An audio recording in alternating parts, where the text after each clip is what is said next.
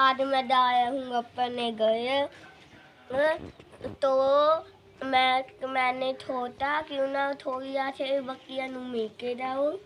देखो वहाँ पे हम बकरियों के फार्म में बीट है, पूछते गए हैं। तो देखो बकरियाँ है यहाँ पे। देखो ये है पूरी, ये है बूढ़ी बकरी। ये बहुत सुंदर है, एक बहुत क्यूट भी है। ये सब के साथ मिल जाती है, ये मारती भी नहीं है। और हेलो गाइस, ये देखो ये है बड़ी बकरी। ये पूरे रंग की है और इसके तार थे, ये थे दो थे, ये मर चुके हैं और दो भी है और हम तुम्हें बाद में दिखाई पाए। देखो ये बहुत बड़ी है।